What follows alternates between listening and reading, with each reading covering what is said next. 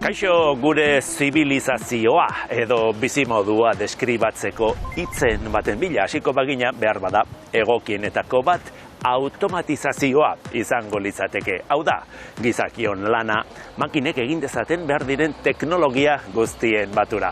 Automatizazioaren adibide pare bat erakutsiko dizkizuegu gaur. Hasteko biltegi automatizatu batera joango gara eta ez nola nahiko biltegia. Eta ate automatikoek nola funtzionatzen duten ere erakutsiko dizuegu. Itxuraz, teknologia sinplea, baina oso erabilgarria.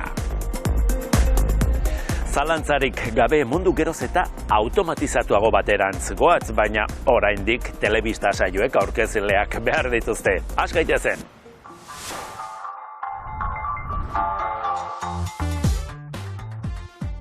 Elikagaiz betetako kamioi bat Eskanormandera iritsi da.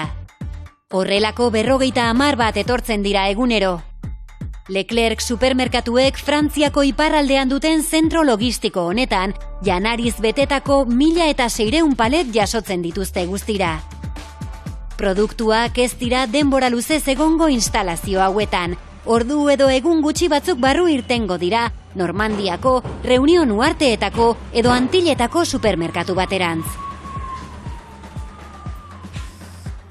2021ko ekainean inauguratu zuten instalazio automatizatu hau, eta Ulma euskal enpresak diseinatu eta fabrikatu du. La réflexion autour de l'automatisme, elle est venue dès le départ. Hasieratik egin genuen automatizazioaren gaineko hausnarketa. Gure langileen lan baldintzak hobetu nahi genituen. Prozesuen automatizazioari esker gainera, lanpostu kualifikatuagoak eta hobeto ordaindutakoak eskaintzen ditugu. Eta horrek kalitate hobeko logistika dakar.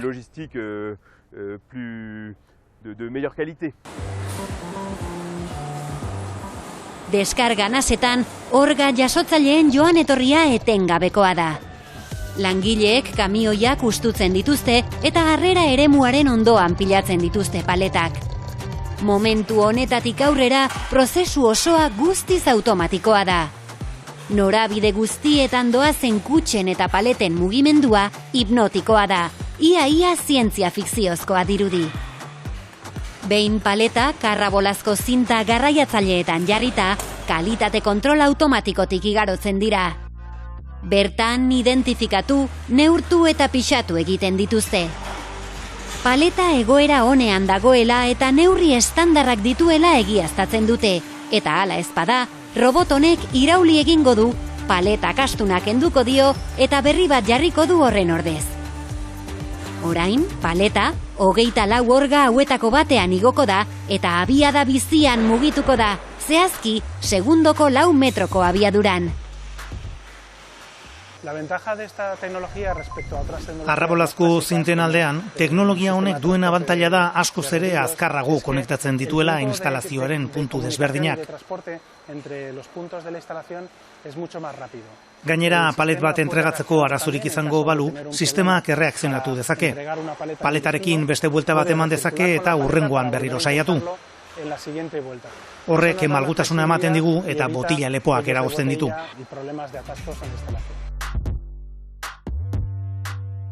Orgak autopista moduko honetatik igarotzen dira instalazioaren puntu nagusiak konektatuz. Paleten harrera eremua, biltegi automatikoa, eskaerak prestatzeko gunea eta bidalketa nasak. Haien mugimenduak optimizatuta daude eta buelta bakoitzean palet bat baino gehiago hartu eta utzi dezakete, autobus batek egingo lukeen bezala. Hurrengo geltokia biltegi automatikoa.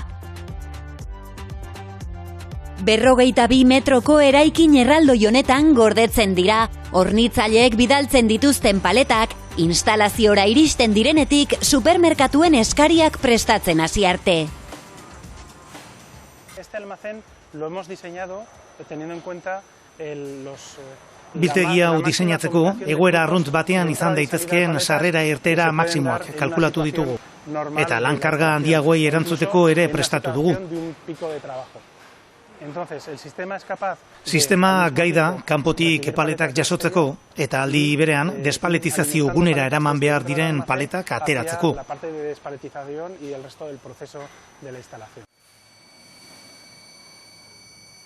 Biltegiko korridoreetatik aurrera eta atzera mugitzen diren igogailu moduko hauek garabi pilatzaileak dira. Hauek zehazki, 2 palet garraiatu ditzaketen urkila teleskopikoak dituzte. Langileek haien jarduna gainbegiratzen dute eta gerta daitezkeen akatsak konpontzen dituzte, baina biltegiak bere kaxa funtzionatzen du. Sistema informatikoak erabakitzen du non kokatu behar den palet bakoitza, biltegian igaroko duen denbora kalkulatuta.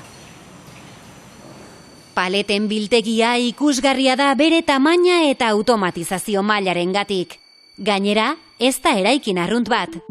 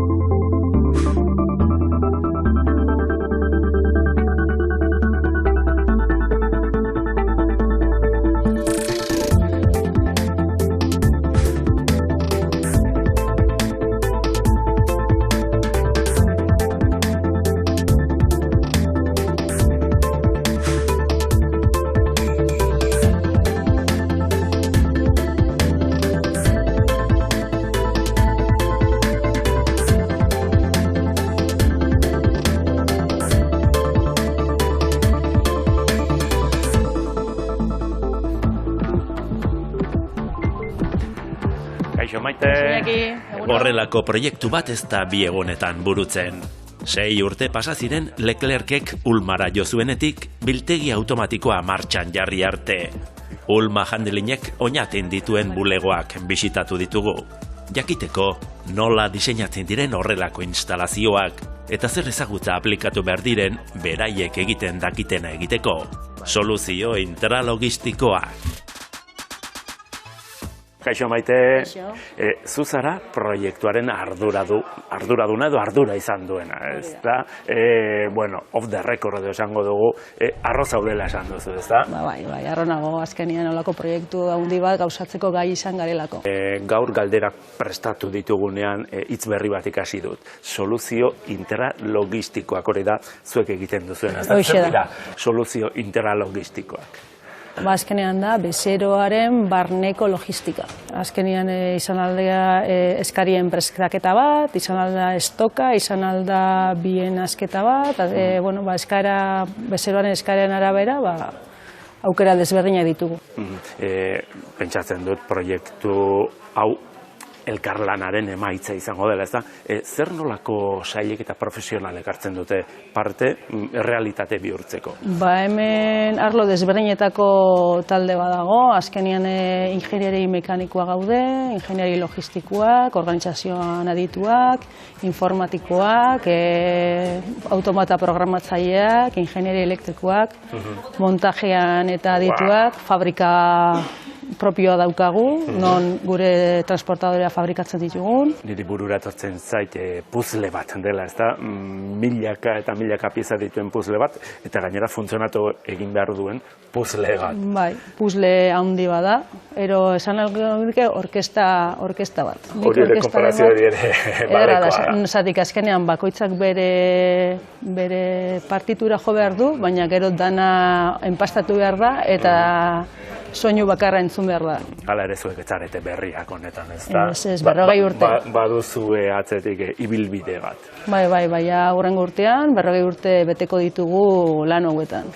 Nola aldatu dira gauzak eta nola aldatuko dira? Begiratu dezagun etorkizunera. Azken finean, teknologia aldatzen den moduan, ez? Azkenean, hasieran hasi ginen, ero beharrak ere, hasi ginen, igual instalakuntza txikiak elektromekanikoagoak egiten, eta poliki, gero eta ezagutza gehiago, informatika gehiago, robotika gehiago sartzen dugu, azkenean sortzen dian gauza guztiak sartzen saiatzen gara. Abia da bizian doa, gaur hau zabalik utzi gaitu zuen bezala, laizter etorriko dira gauza berriagoak. Bai, gu hemen beti berriztatzen gare, gauza berriak ikusten, behar berriak heltzen dira, eta horren arabera, moldatzen saiatzen gara. Oso ondo Maite, eskerrik asko. Zuri.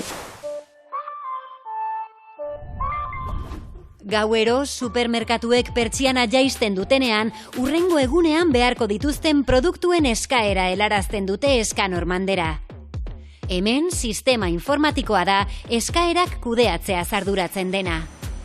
Lehenik eta behin, supermerkatu batera bidaliko diren produktu guztiak dagoeneko biltegian daudela ziurtatu behar du.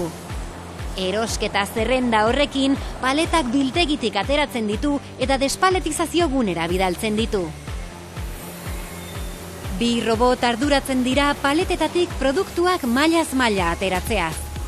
Etenik gabe egiten dute lan eta gai dira orduko 3.000 palet desegiteko. Gero, kutxak igogailu hauetan igotzen dira eta testura eta abiadura desberdinak dituzten zinta hauen bidez, kutxak banan-banan bereizten dira. Robotekin manipulatu ezin diren ontzi hauskorrak edo irregularrak dituzten paletak eskuzko despaletizazio guneetara bidaltzen dira. Postu ergonomiko hauetan langileek ateratzen dituzte kutxak paletak pixkanaka igota, zama handirik jaso beharrez izateko. Behin produktuak haien kutxatan bereizita daudenean, plastikozko erretilu batzuen gainean kokatzen dituzte.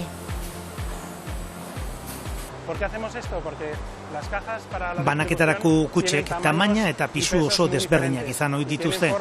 Arraboletan edo zintetan garraiatzeko egokiak ez diren formak izaten dituzte batzuetan. Guk kaxak erretilutan jartzen ditugu, denak berdin tratatu ahal izateko eta errazago garraiatzeko.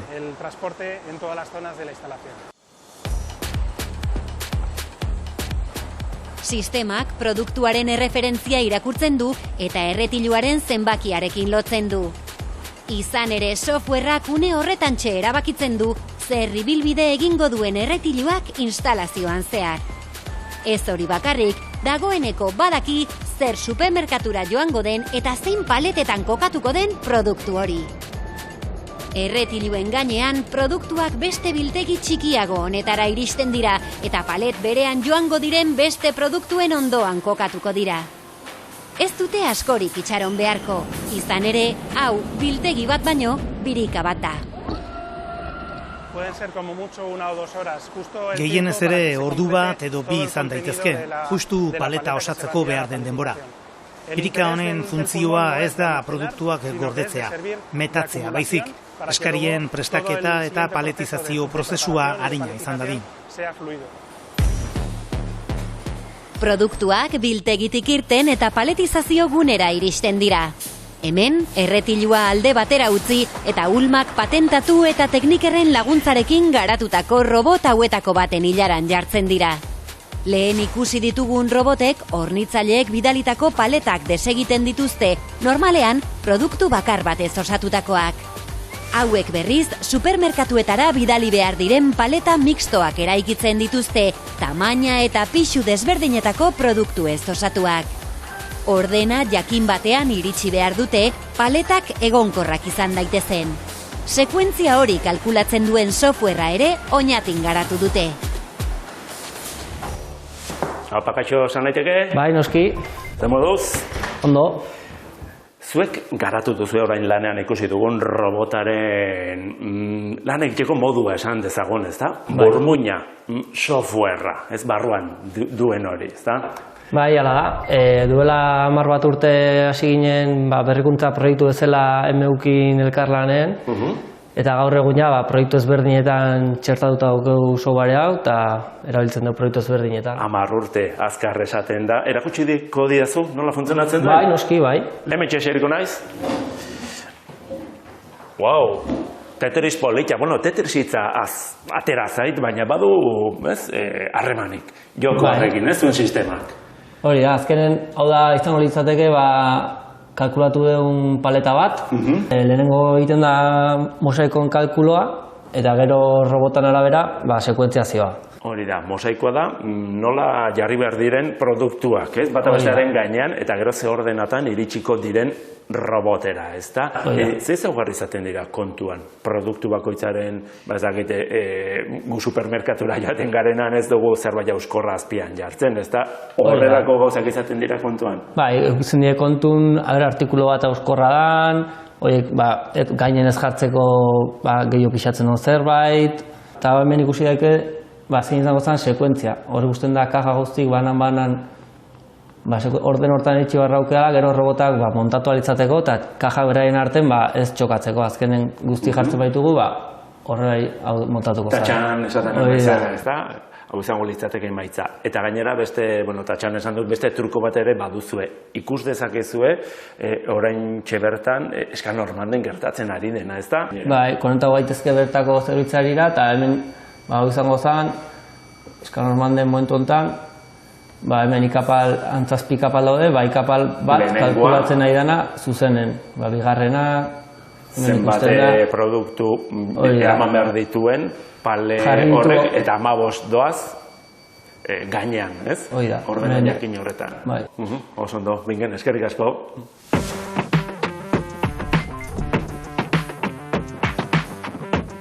Robot hauek orduko 70 paleta osatzen dituzte, 1200 paletatik gora egunean. Behin Tetrisa osatuta, paleta filmarekin babesten da, etiketa jartzen zaio, eta orga batera igotzen da berriro. Irteteko prest dagoen eskari baten parte baldin bada, bidalketa nasara joango da zuzenean. Bestela, paleten biltegi automatikora itzuliko da instalazio honen beste birikara. Sistema guztiak atzerapenik gabe funtzionatzeko oso baliagarriak dira bi biltegiak, baita orgak ere. El sistema está compuesto... Azpisistema asko osatzen dute, eta azpisistema bakoitzak lan erritmo desberdina izan dezake. STV orgien bidez, sistema batek eta besteak izan dezaketen lan erritmoa konpentsatzen da. Je crois qu'on est très fiers du résultat obtenu. Oso harro gaude lortutako emaitzaz. 15 urte daramatzat hornikuntza kateko logistikan lanean. Eta uste dut, hau oso instalazio eraginkorra dela. Pakete asko prestatzeko gai da. Permet de produire un nombre de colis important, comme on l'a dit tout à l'heure. Eskaerak osatuta, langileek kamioiak kargatzen dituzte. Ordu gutxi batzuren buruan, produktuak dagokien lekuan kokatuko dira supermerkatuetako apaletan. Hasieran zientzia fikzioa bazirudien ere, orain kosta egiten da pentsatzea, duela gutxira arte prozesu hau guztia eskuz egiten zela.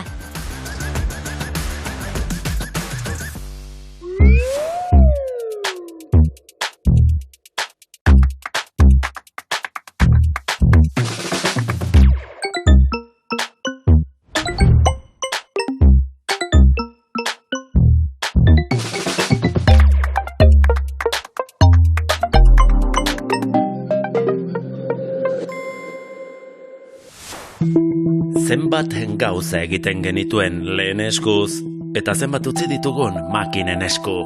Sentsore, eragingailu, etengailu, motor, programa eta programazioak lanak kendu digute. Piztu, itzali, itxi, zabaldu, jaitsi, igo, oztu, berotu. Ia dena automatizatua daukagu. Automatizazioa gure egunerokoaren parte da. Ia oharkabean pasatzen bazaigu ere. Begira, arropa jada ez du inork eskuz garbitzen, garbigailuak egiten du. Eta norberak nahi duenean gainera, etxean egon beharrik gabe. Nahikoa da mugikorretik agindu bat garbigailuak lanari ekin diezaion. Automatizazioaren parte hori ere bada. Gailuak agindua jaso behar du. Zuzenean edo programatua, baina aginduak beharrezkoak dira. Oraingoz, gizakion aginduak. Arropa garbigailua esan dugu, baina berdin esan genezakeen etxeko berogailua, ontzi garbigailua edo robot xurgatzailea. Elektronika duen edozer programagarria da gaur egun automatizatzeko modukoa. Inguratzen gaituzten gailu gehienetan automatizazioa dago eta haren aldeko apustua egin dugu. denok dakigu, eskuz idazten, baina ordenagailua edo mugikorra baliatzen ditugu idazteko. Ariketak egiteko berriz kalkulagailua. Paperezko mapak begiratzen badakigu, baina GPS-ak gidatzen gaitu toki batetik bestera. Autoan goazela, tunel batean sartzen bagara, autoak piztuko ditu argiak, edo euria hasten bada, sentsorek abiatuko dute haizetako garbigailua. Eta aparkatzean atzeko autoa kolpatzeko zorian bagaude, sistemak geratzeko esango digu. Gizakion bizitza hobetzeko sortu dira eta sortzen ei dira sistema automatikoak, eguneroko eginkizunak errazteko, prozedura errepikakorrak eskualdatu eta makinen esku uzteko, norberak egin beharrekoa haien gain utzita. Eguneroko errealitatea da hori. Eskailera automatikoak egonda, inork gutxik egiten du betiko eskailerak igotzeko alegina. Xurgagailuak erratza ordezkatu du. Sega makina robotikoak, kutxazain automatikoak betiko banku langilea. Automatek muntatzaileen lana aldatu dute muntaiak atean. Hegazkinak modu automatikoan gidatzen dira. Animaliek ere nozitzen dute automatizazioa. Behin jezteko makina probatu duen behiak ez eidu gizakien eskurik gehiago nahi. Adimen artifizialak beste pausu batzuk ematen ez dituen bitartean, automatizazioa oraindik ez da erabat autonomoa izango.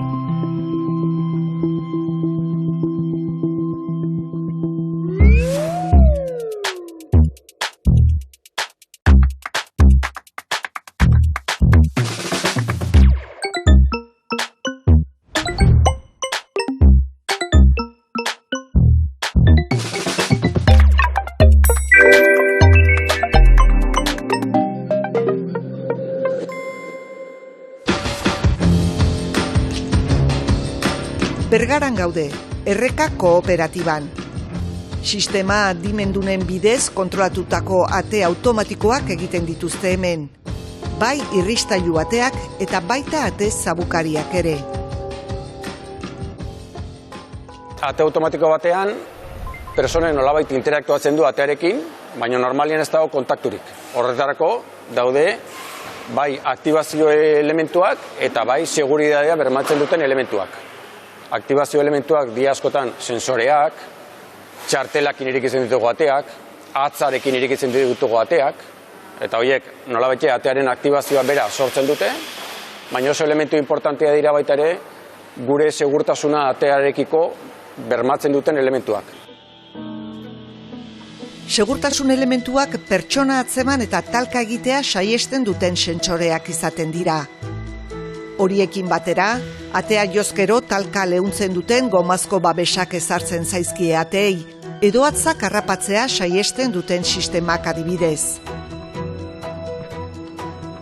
Bezeroaren beharrak entzun eta gero, abiatzen da ateak egiteko prozesua diseinu departamentuan.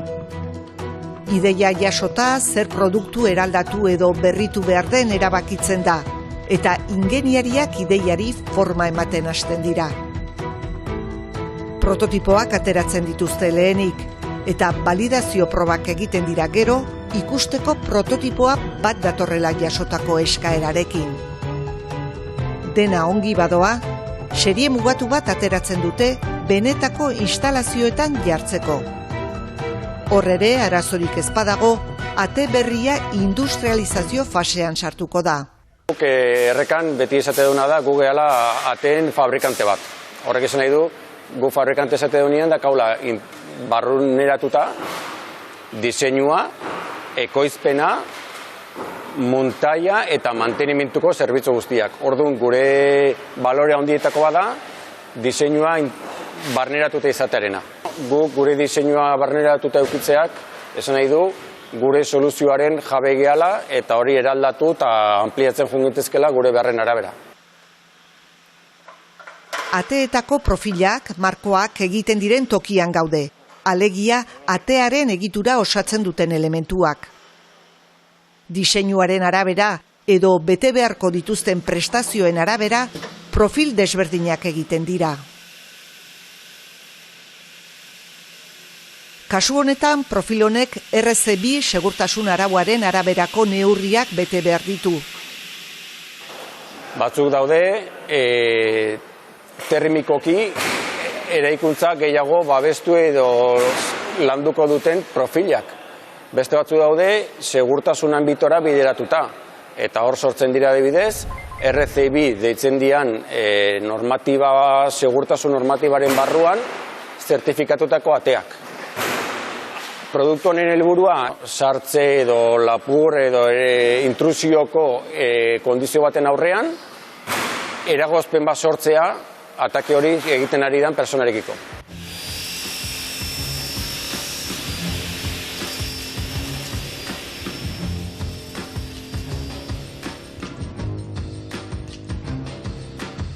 Aluminiozko profilak moztuz hasten da lana. Ebaketa bukatu eta gero markoa mekanizatu egiten da.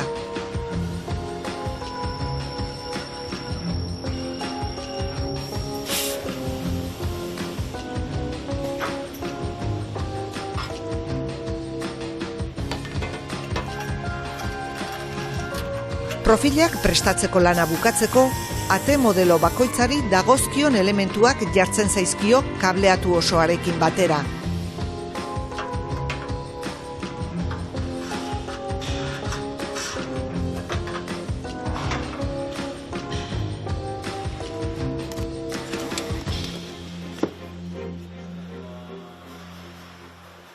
Ateak mugiarazten dituen sistema errekako beste pabiloi batean egiten da. Diseinuan marraztutako osagai solteek, gerora ateari mugitzea eragingo diotenek, toki honetan egiten dute bat.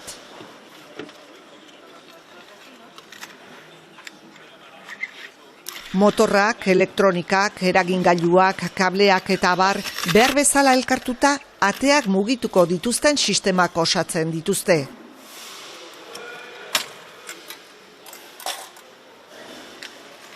Mekanoa osatu eta gero, moduluetako bakoitza probatu egiten da, ongi dagoela ziurtatzeko. Galbae hori pasatuta, produktua etiketatu egiten da, horrela, jarraipena egin ahalko zaio. Behin paketatu eta gero, prest dago behar den tokian jarri dezaten. Fabrikako ate nagusia jartzen ari dira gaur. Profilak kokatzen dira lehenik, eragingailuak gero, beirazko ateak, eta beharrezko konexioak egiten dira. Atea osatuko duten elementu guztiak jarri ondoren, atearen programazioa dator, bezeroek eskatzen duten beharren araberakoa. Atea programatu dute eta espero zitekeenez badabil. Ate automatikoetara ohituta gaude, eta ohartu ere ez gara egin zenbat joan diren hobetzen. Etorkizunean ere, eraldatzen jarraituko dute. Gure sistema, bai, segurtasun aldetik, pertsonen trafikoa kudeatzeko balio du, horren inguruan estrategia, segurtasun estrategiak diseinatu daitezke, baina baita ere, edifizioak eta geroz eta diseinuak ikusten ditugu bideratzen dutela energian efizientzia, edo erekinen efizientzia. Alde horretatik, gure sistema beste sistema baten gainean jarri daiteke eta estrategia diseinatu daitezke, kontrolatzen dituztenak, ateak nola irekin, noiz ireki, ze abiaduran, ikusteko geroz eta energia gutxiko erabiltzeko sistema osoak, ez? Digitalizazioaren bidetik, eraikin adimendunetan partaidetza aktiboa izango dute ate automatikoek. Eraikinaren erabiltzaileak gauza izango direlako doikuntza guztiak urrutitik egiteko. Bai erabilerari eta baita mantentzeari dagokionez ere.